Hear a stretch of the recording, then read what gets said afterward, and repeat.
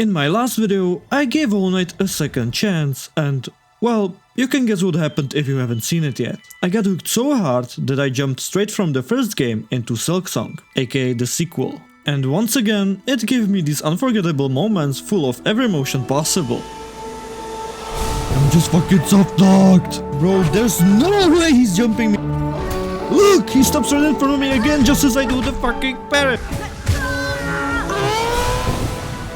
To be honest, I might have never played the first Hollow Knight again if Silksong hadn't come out. I mean, this fucking game literally broke every star on launch. Anyway, the opposite is true, and thanks to that, I can take you through my first Hollow Knight Silksong playthrough. So, enjoy the video.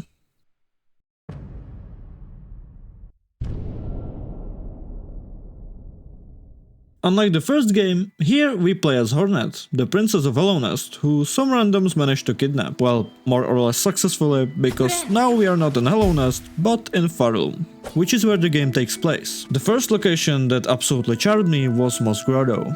And right off the bat, I had to say this game looks absolutely gorgeous. After all, the first Hollow Knight had this dark and colorless vibe, which was right, but Silksong has this really rich color palette when it comes to the level design.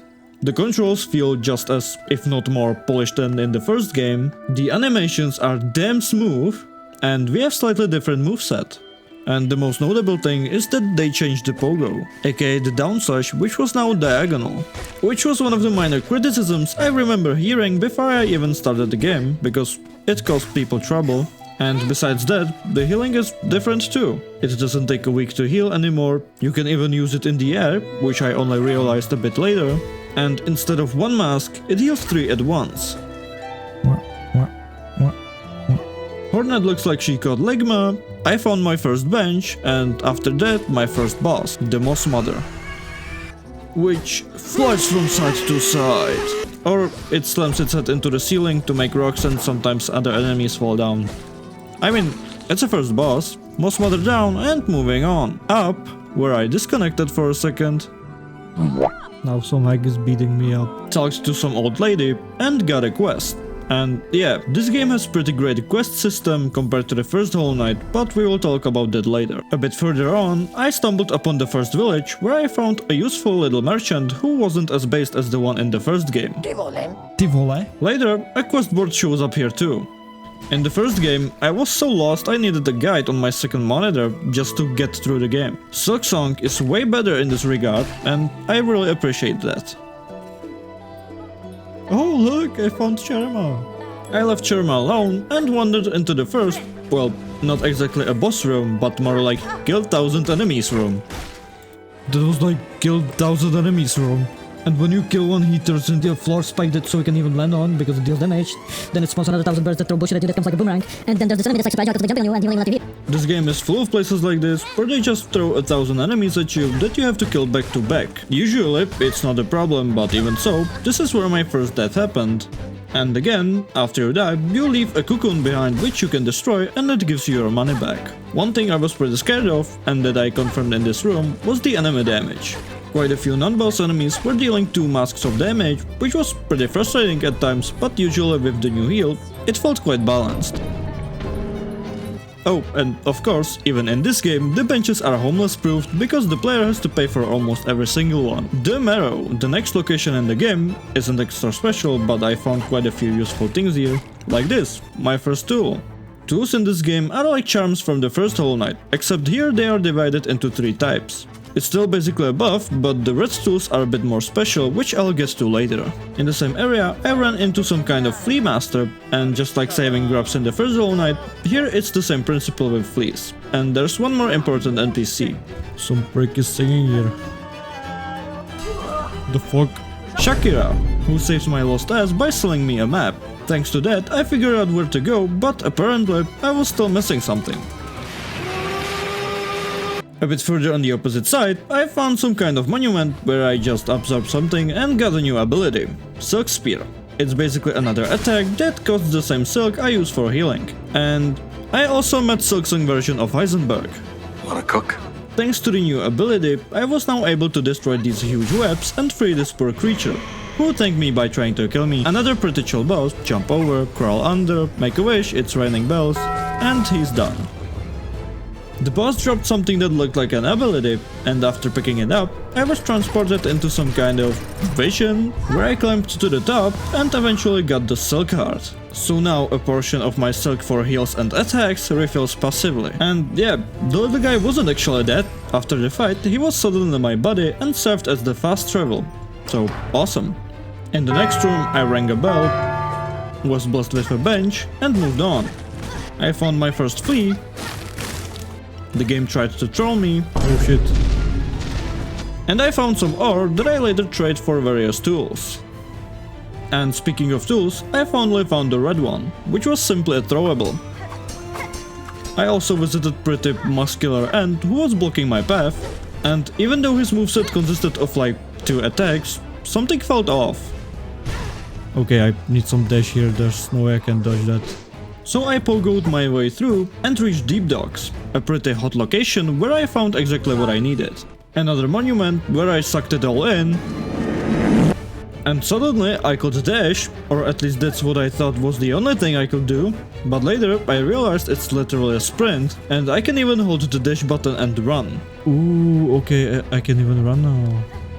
Okay, that's nice. Now that I was a bit more agile, I went back for a rematch with the local strongman Ant, and I took a peek into the next area, which was Hunter's March, where back when the game launched, I saw tons of clips of people getting pissed off by the diagonal down attack, which I honestly didn't have problem with. Though I figured I should probably get out of here because that place smelled like misery. So I continued through the Deep Docks. Oh fuck. I fought my way through another enemy room and met another cool NPC. This time, one who traded my craft metal for tools, and this spike became one of my absolute favorite tools. Eventually, in Deep Docks, I followed some strange singing. It was coming from the next boss, Lace, who we won't be fighting just once. For now, she had a pretty simple moveset, but she can still surprise you by doing parries or using this cool attack. Damn. It wasn't much of a problem though, since I took her down on my very first try. The next area was Farfields, where was this creepy looking robot that hopefully won't wake up. Suddenly, I found myself in some sort of softlock situation. I accepted a quest, and for about an half an hour, I had no idea what the hell I was supposed to do, and I couldn't get out of here. I'm just fucking softlocked! I don't know where to go. Can you at least give me a hint? Basically, I had to take down these enemies and collect their spines after hitting them, and somehow I just figured it out. No, wait. I just need to break it like this. Oh, so I don't have to keep killing them over and over. So I'm a bit of a retard, but whatever. I brought the spines back to the NPC who gave me the quest, and she upgraded my cloak.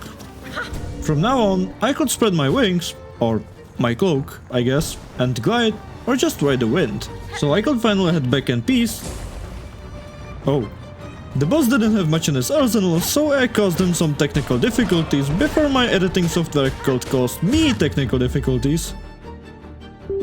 Fuck! I kept going up, and up, and up, and up, until I emerged here, in Greymore. The atmosphere made me feel like I was in Bloodborne.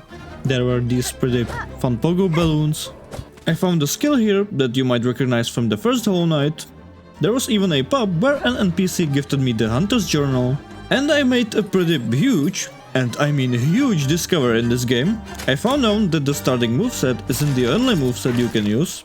There's something called a crest, and each one gives you a unique moveset depending on what you equip, and every single one of them has some kind of special effect. So every player can choose their ideal crest based on their playstyle, which I think is absolutely amazing, and it adds so much replayability if you want to try something different. Time to get out of Greymore, and, well, it's not gonna be that easy. This overgrown fly was my first real skill check because, honestly, I just wasn't handling it. Looking back, this boss shouldn't have been such a problem, but contact damage really hurts here. It's hard to predict how the boss is going to move, and it usually cost me 2 masks or my life. I finally dealt with the Murwing and reached the first objective area, which was Belhart, where people were kind of weird. There was no business for me in Belhart yet, so my only option was to move on to Shellwood. To be honest, this location isn't anything special, so I'll just run through it, which is what I wanted to say, but I got jumped by boss. I'd like to point out that this was recorded back when Silksong was still on the release patch, meaning this boss is pre-nerf. Honestly, I have no idea why they nerfed this specific boss when he's actually pretty chill, but interesting. Let's just say people complained about the difficulty, so the devs nerfed the one boss no one had an issue with. Though I won't deny a few attacks surprised me. Bruh, why does he deal damage when he falls down? Or I didn't realize I could destroy these thorns on my first try. What was I supposed to do? After the boss, there were only a few steps left, or rather jumps, to the next banger ability. Wall jump. Yes! And from Shellwood, the loop led right back to Belhart, straight to the objective I saw on the map. And when I got there, some spider was waiting for me. And it seemed like he was the reason why the bugs in Belhart were basically lobotomized. At that moment, I didn't realize what a challenge this boss would actually be. Compared to the first Hollow Knight, Silksong's combat is generally much more fast-paced. I would even say that at least half of the bosses are on the same level, if not harder, than the final boss from the first game, or even his harder version. And I'm saying this now, before the biggest power spike has even happened. The boss can surprise you by running across the screen and spawning spikes from the ground, attacking from above, Okay, I didn't even see that.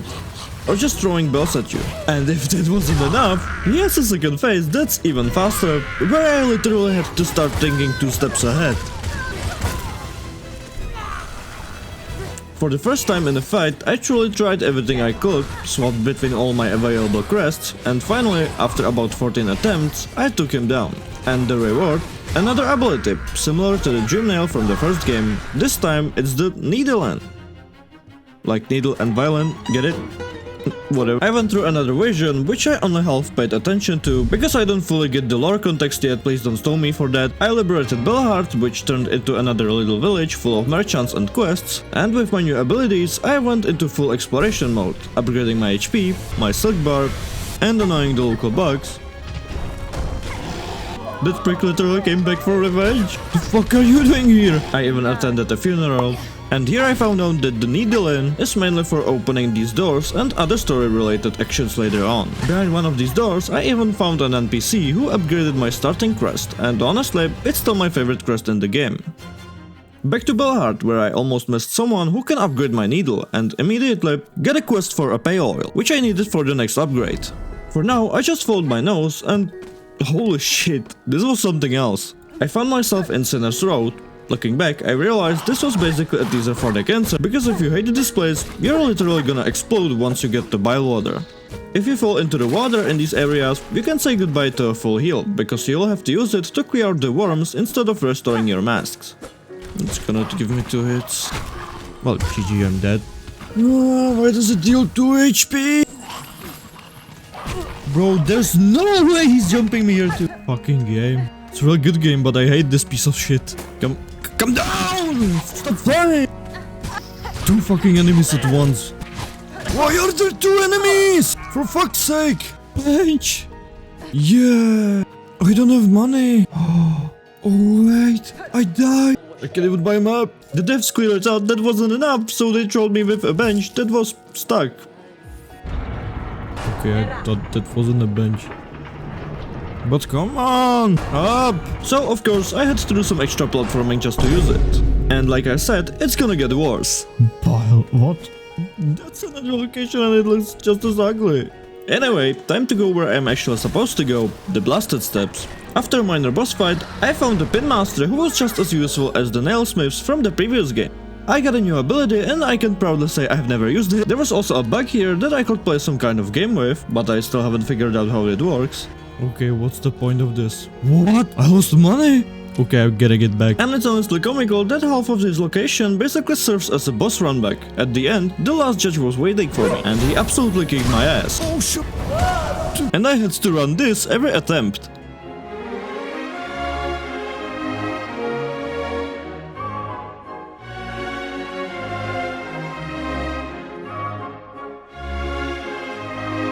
The boss didn't look too bad at first glance, but the catch is, he has a second phase and every attack after that is straight up lethal. Because every move after that is infused with fire and has some annoying after effect. He starts spinning his yo-yo, you gotta dodge even more circles. He jumps at you, watch out for the fire from the ground. He throws his yo-yo, it explodes too by the way, and even though he seemed unbeatable for a moment, the boss was down shortly after. And here we are, I finally made it to the Citadel. It was the next objective after defeating the boss in Belhar, and this boss was actually one of the entry points, which means I have reached Act 2. For the player, this changes everything. You are suddenly thrown into a completely different part of the map that's pretty much cut off from everything I have explored so far, and it feels less natural and more civil. The environment is completely different, and the architecture is quite beautiful. Plus I can at least split the video into more chapters for you. It starts with an elevator that obviously doesn't work. I had to scratch my way through some industrial bullshit, and eventually I reached the coral chambers, where I had another encounter with Lace, who farmed some aura and then just fucked off again. And I have to really praise the soundtrack that's been playing in the background for a while now, because this alone surpasses anything I heard in the first Hollow Knight. And especially in this part, the sequel's title Silksong really takes a shape, because Act 2 revolves much more around musical elements. I even found here the pale oil that I needed to upgrade my needle, and at that point I had no idea what was waiting for me, because this guy isn't just gonna give it to me for free. A bit further on, almost at the top and right in the middle of the coral chamber, which seemed to be guarded by some giant knights, I ran into a boss fight. Here's gonna be a boss. What? I was fighting these two robots who mostly attack in a specific direction and in rhythm. The tempo increased with every phase,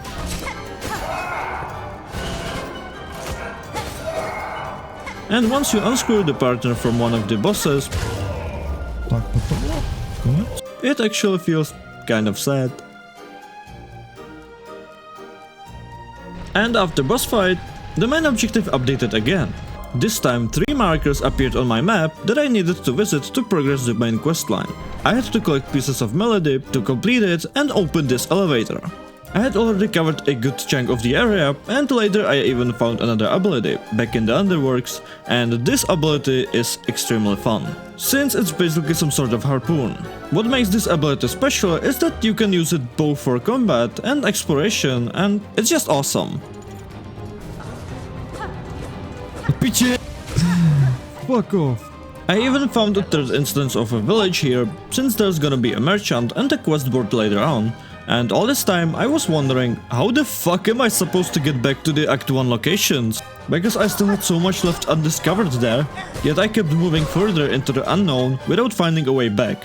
You see, in Act 2 there's a different form of fast travel, this capsule thing, and after God knows how long, I finally managed to find a station where my bell buddy can take me back. I would like to get back to the quests because there's something I want to praise and also something to criticize.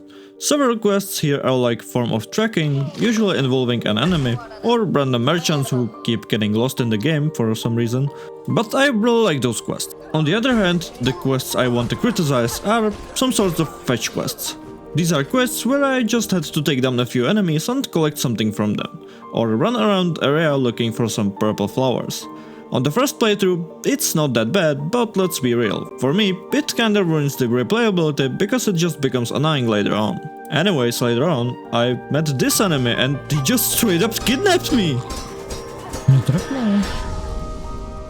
Oh, bro. And he stripped me naked!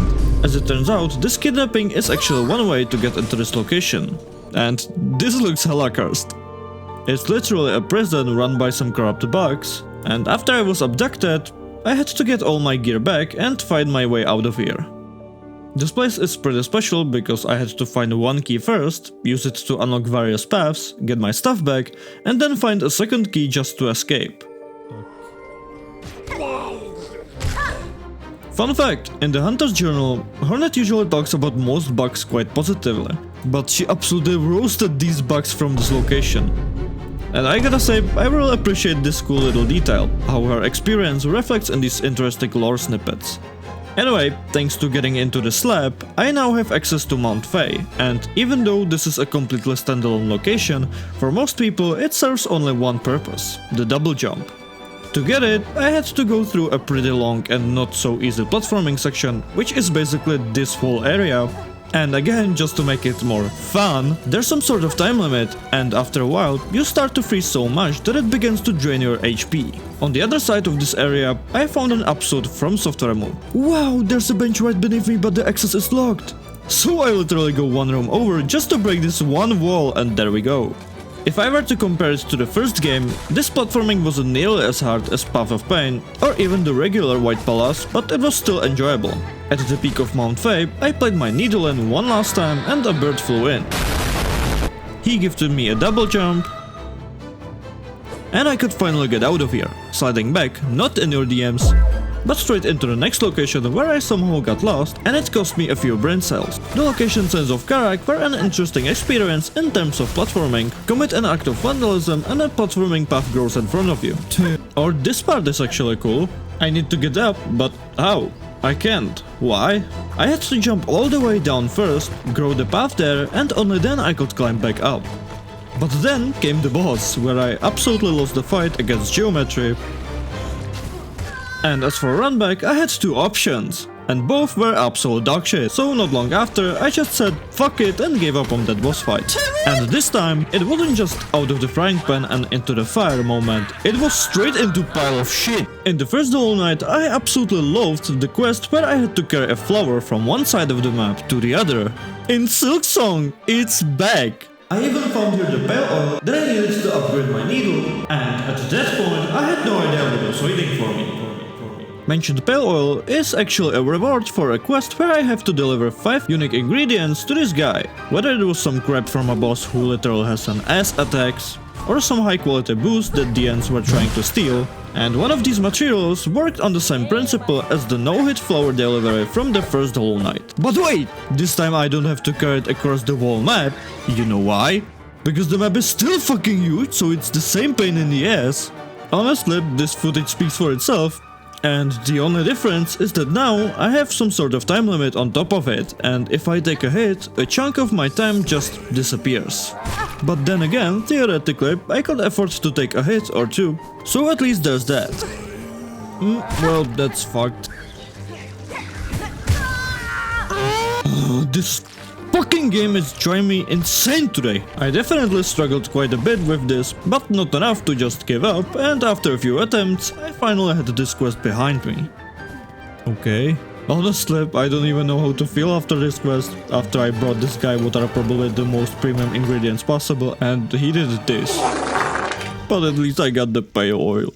So I went to upgrade my weapon, and one more thing surprised me in Belhard. This guy basically gave me a house.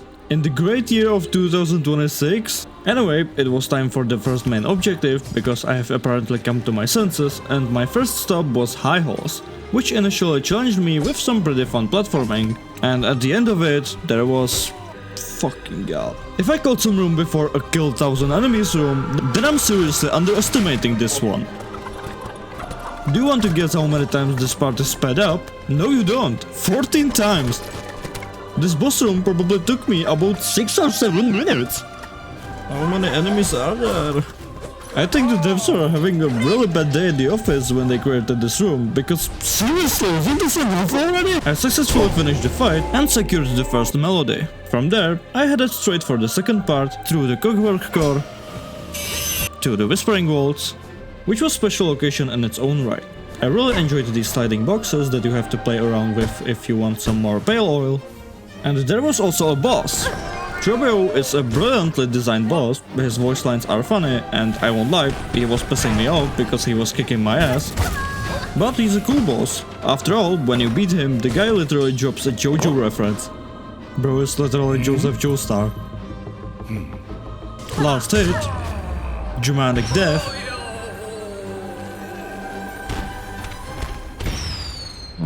And I had another melody. I'm going to take a little detour now, because I went for a rematch with an aerial enemy who caused me a bit of a rage, and I went to check out somewhere I was scared to go before, into the mist. This location is total troll and I'm a complete idiot. It's basically a puzzle, and I was supposed to play the needle in for these butterflies so they will show me which exits to take, but Nope, I just brute forced my way through, even though it took me 5 times longer, because the same exit doesn't mean you all end up in the same room. You're basically stuck in a loop, which I noticed shortly after. This location is straight up messing with me. I feel like I'm in a cycle. I just feel like I've already...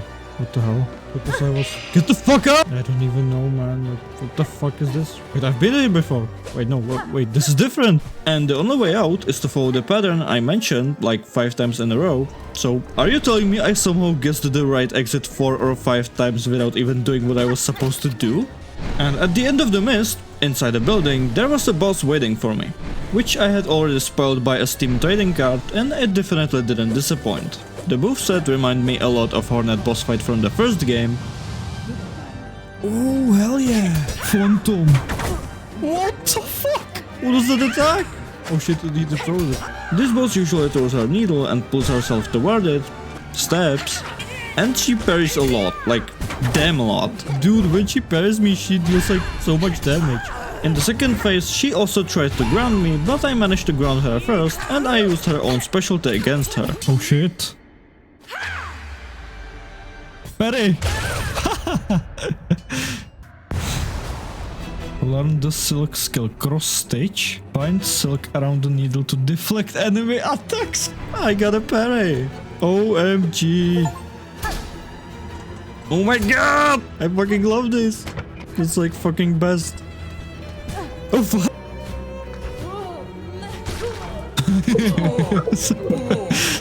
Let's look back at the memoriam location, which I actually cut from the video earlier, because I just gave up on it myself. The area that follows was way more important to me, but I definitely struggled here for a bit as well. Okay bro, I just officially hate this enemy. He pisses me off so much. Look! He stops right in front of me again just as I do the fucking parry! This enemy is so fucking annoying, man. Like, I swear if this shows up in some bullshit boss room later, I'm gonna fucking lose my mind. I arrived at the putrefied ducts, and I definitely don't want to stay here long, because this place is freaking disgusting. The main thing is, I found the last key I was missing back in the slab, in the prison, and I unlocked another ability, which wasn't actual ability at first, but a boss, who was honestly surprisingly good. His moveset was pretty similar to the enemy that lobotomized Belhard earlier, except this guy had way more drip, he was constantly teleporting and throwing spikes at me instead of bells. Okay, this boss is cool. And of course he had a second phase where he was much faster than before, and also had one new attack. The fuck is this? This boss fight really put a smile on my face, and I'm happy to say that this is one of the few bosses where I actually felt bad for taking him down so quickly. Anyway, ability I will probably never use, acquired, and let's move on to the absolute worst thing you can experience in Act 1 or 2. Because at this point I went to finish off Bywater, and man, this location is something else. If there was ever an area designed by Miyazaki himself, this would be it. You will die here a dozen times to some absolute bullshit, there's the nasty water that will cost you heals, benches barely exist here, or well, I found one, but first I had to realize that the devs weren't just trying to slap me in the face, they wanted to drop a bomb on my head. And they trolled me.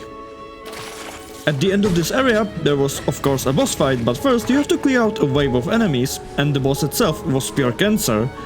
Think that's not enough?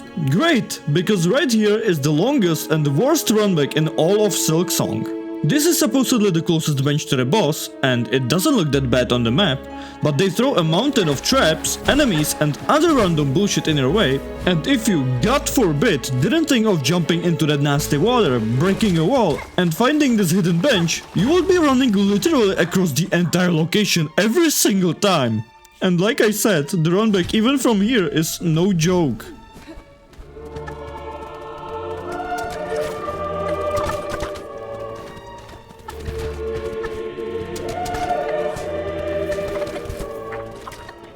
And even after all that, I didn't even make it back with full health. It actually scares me that I could have come here much earlier. I'm almost at the end of Act 2 and I was still straight up suffering. And my reward for all this was an item that I had absolutely no clue what to do with. And I haven't even mentioned that I picked some little prick along the way that was literally screaming from my inventory into the background the whole time. And when I went to get rid of it, I ended up getting cursed. Fuck me! Luckily, there was a doctor that helped me out, and from then on, I didn't waste any more time. I headed to the area where the final melody was waiting, and honestly, just look at this area yourself. For me, this is absolutely brilliant and creative platforming design. I solved the puzzle and I finally had all 3 melodies. So I finally went to check out that elevator, where I put on a real performance, and headed to the top floor, where it looked like an area from Asian boss fight from Sekiro, and there was Lace waiting for me.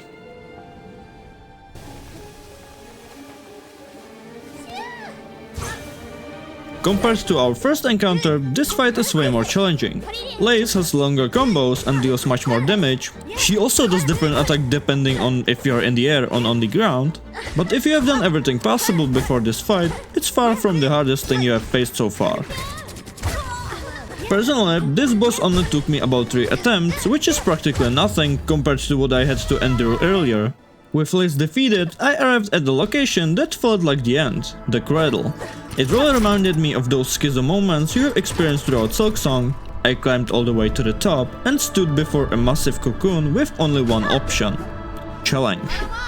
And I was standing before the final boss, Grandmother Silk, who felt somewhat similar to the final boss from the first game, both in terms of attack design and difficulty. What's a breath of fresh air here is that the boss doesn't deal contact damage. After all, contact damage is probably what's going to steamroll you the most throughout Silksong, and because it's gone here, the fight was so much more enjoyable. Most of the time, you're dodging projectiles the boss throws at you, and every now and then she attacks with her claw, or you have to dodge these consecutive silk threads. And then comes the second phase. The arena basically shrinks because you have to dodge falling rocks either on the side of the arena or in the middle, or the boss summons these spikes from the ground that you can actually destroy, not that I knew at the time. And even though this felt very much like a final boss, I kept thinking to myself, there has to be something more. And after the final blow, we just start sucking Grandmother Silk dry. Anyway, we eventually finish absorbing the boss to the very end, and that's the end. The citadel is completely covered in webs, and Hornet has transformed into something like Grandmother Silk once was, and we take her place. Normally, I would end it here. The video is long enough as it is, and after all, this is the end of the game, right?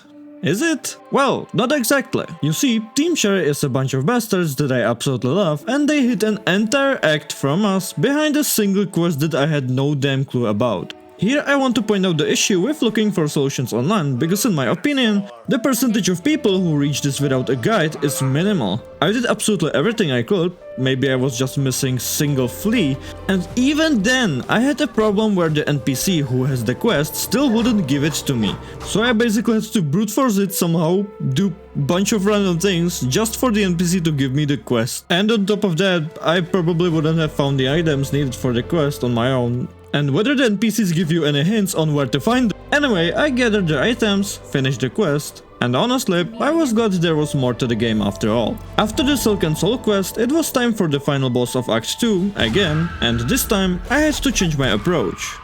Instead of claiming her power for myself, this time I had to play the needle in to summon some sort of abyss power and trap Grandmother Silk inside it. She almost took me with her, but then came Lace, who saved the day. The cradle then collapsed, the abyss has risen to the surface, and I got ending screen again. Which was a bit weird. I'm supposed to be in Act 3, right? That showed up on my save file, which I had to click through. And here I am in Act 3 after everything I have done. Hornet was having hallucinations again along the way. I fell down through the shafts and ended up in an enemy room where the abyss corruption was starting to take hold. In Act 3, almost every other enemy is buffed by the abyss. This means even the enemies that used to deal 1 mask of damage now deal 2 with every single attack, and that includes contact damage. Every single one of them will spit abyss projectiles, lash out with tentacles, or slash everything around them, which are 3 brand new attacks. Act 3 is where the real power spike happens. I can't even explain how much this act frayed my nerves. If anything felt over the line, it was right here. But Chavy, if you didn't try to beat it all at once and took a break. Fuck your break! I want to play the game, and if the game gets harder, then I just have to try to not snap my controller in half. Anyway, back to my bell ringing friend, and Who the hell are you? We're kicking off Act 3 right away with a boss fight against the Bell Eater, which meant my bell-ringing companion was in danger and I had to save him. The fight was somewhat similar at times to the Bell Beast, except this guy either looks at you in the eyes or sticks his head out at you, or both. Is it just me or are there already way too many fart sounds in this video? And at the end of the fight, someone arrives. My bell-ringing buddy already took care of him and taught me a new melody. Yo, he's got like a little one. That's the cutest thing. And when I play the melody, the little bell babies transport me to the nearest bell station. Look, they're back. They're so tiny. Look how small they are. For my next objective, I had to head back to Moss Grotto, where a chapel had opened up. Inside were some snail shamans. I talked to them and headed deeper to the abyss using this bell, and yeah, this looks totally safe. And this guy helped me out with it. And well, time to roll in the deep. Well shit, looks like it actually was a one-way ticket. Once I reached the accessible bottom of the abyss, it looked like I had to go even deeper. Lace showed up just to diss me, and in the remaining part of the abyss, I found the final ability, which is probably the best looking ability in the game in my opinion, even though it basically just serves to get you into previously inaccessible areas in old locations, which are special for Act 3, and of course to escape the abyss itself. What follows is the longest platforming section yet, a literal abyss escape. I had to get out as fast as possible within a time limit because lava started pushing me from behind. Honestly, they nailed this part. Yes, I did it! Oh, that's so cool. Damn. I went back to talk to the snail shamans, and this time they taught me a new melody that helps me enter the lost past of Farloom. Okay. And just like that, I have 3 new main objectives. And no time to waste, right? So, I went to Flea Festival. No, seriously, this is the part of the game where the rest of Farloom is completely fucked and I'm here juggling fleas. World destruction can wait, I need to crush some new high scores. Anyway, I headed toward the new objectives. Along the way, I purged the world of new abyss-corrupted enemies. I ran into the guy who upgraded my needle, but in a totally different spot than where he was supposed to be. Speaking of being where you're supposed to be, the Pin Master wasn't at his usual spot either. He was sitting for me at the Mount Fae, waiting to challenge me. Though it looked like he almost kicked the bucket just waiting for me to show up. Of all places, why did you pick this one? What if I didn't show up? I decided to grant his wish, and man, this enemy is such a garbage. If he wasn't constantly flying around, it might have been a bit more enjoyable. I really didn't have fun with this boss fight at all. Well, time to head out. Also, while Act 3 introduces a few new locations, its main job is to fuck up the old ones. Remember that one annoying enemy room? Well, enjoy it again, because almost every single one is restored with new buffed up enemies. And is this some kind of joke? That this act has a quest literally called Pain, Anguish and Misery? Yeah, you're goddamn right about that. Someone else making a grand return in this act is Trobio, and honestly, it's well deserved. Back to the main objectives. I went to dig a bit deeper into this forgotten past of Farloom, starting at the place I reached through Hunter's March. The super jump unlocked a completely new section of this area, and at the very end, there was this bug who was clearly way past his prime. I placed the new melody and entered this bug's past, which was of course boss fight, but before the main event, I had to clear out waves of enemies, which consisted both some old familiar faces and some brand new ones. And after that, the boss herself takes the stage. Honestly, I would rank this boss among my top favorites in all of Silksong. For some reason, she reminds me of Malenia from Elden Ring, and there's definitely something to that. She has massive moveset. Spikes, more spikes, throwables, melee attacks, and the second phase. Honestly, it's just God's tier boss fight. This is exactly the kind of boss that makes me want to replay Act 3 every single time. One objective down and I've got the heart of this boss. Now I just need to collect 2 more, though there are actually 4 hearts in total. If you finish the questline with this guy, who, to be honest, I couldn't care less about, you unlock this secret location, which might be eye candy, but the difficulty is absolutely fucked. Oh GG's, another Enrico Pucci.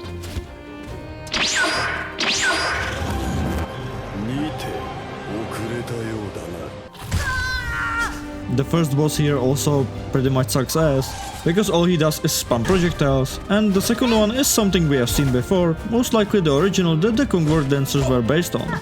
Let's move on to another boss heart in an area that looks like Shellwood. It probably still is Shellwood, but I never would have guessed that the entrance would be from the bottom of the citadel, right where that elevator first got fucked up. Like, how do you find this? Especially since I kept forgetting I even had the damn super jump and ended up doing stupid shit like this. Wait, I'm total fucking idiot, aren't I? And now, on the other hand, I run into an enemy here that makes me seriously second guess replaying Act 3. This boss has interesting lore, but he pisses me off so much. He has this shitty shield, blocks every other hit, keeps teleporting, just fuck off, man. I took him down and moved on to the next boss. And this is the kind of boss where you can survive without pogoing. From the second half of the fight, the only walkable surface is destroyed and you are permanently airborne. Though it's not much of a problem, you just have to watch out for the occasional AoE attack, which is pretty much the only problem in my opinion. So I pogoed my way to victory, took what didn't belong to me and went for the final heart. This time back to the Sense of Karak, which was honestly funny with its placement of benches that just stay unused. There's another piece of past here called the Coral Tower, and this place looks really nice. Oh. What's not so nice is what you have to go through to get to this heart. Because it starts with one enemy room. Then it continues with a second enemy room. Want to guess what's next? Yep, another enemy room. This is still not the end? Well, at least I have a shortcut open now.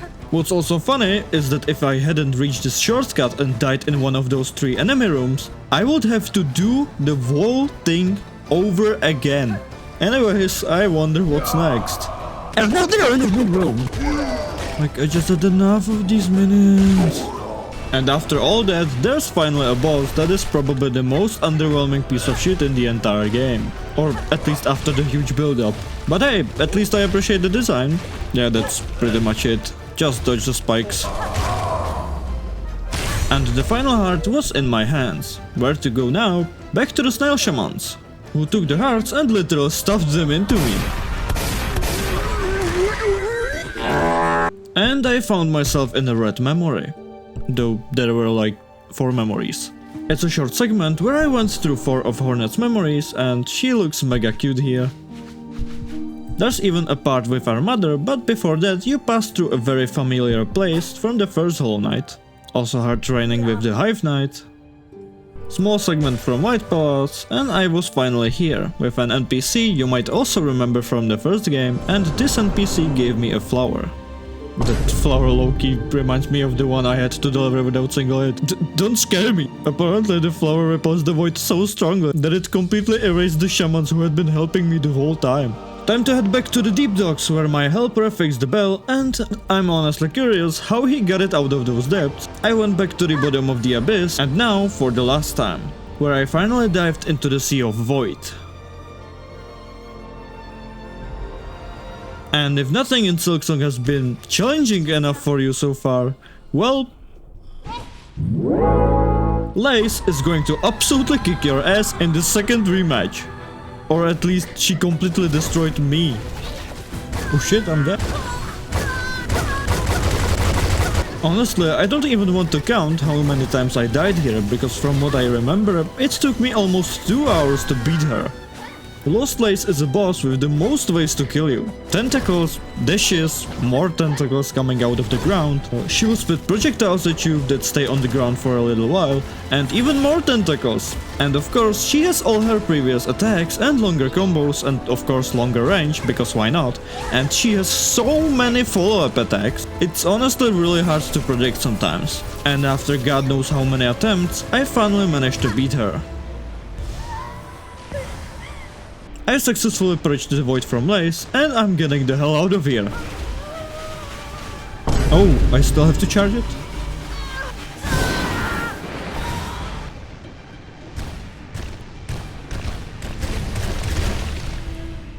And this is it, the very end and the real end, where we get lost in the void for a moment, the flower withers away, but in the end we are saved by most likely the knight from the first game.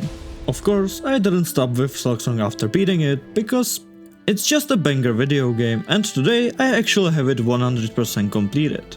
Plus there's a DLC coming out, so you can probably look forward to 1 or 2 Silksong videos. Maybe I could even try a challenge, I'll think about that. And if this game ends up having a boss rush, which it probably will, I think I might actually die. I hope you guys enjoyed the video. If you did, leave a like, write a comment if you have something on your mind, and of course, hit that subscribe button. And I'll be looking forward to seeing you in the next video. For now, peace out.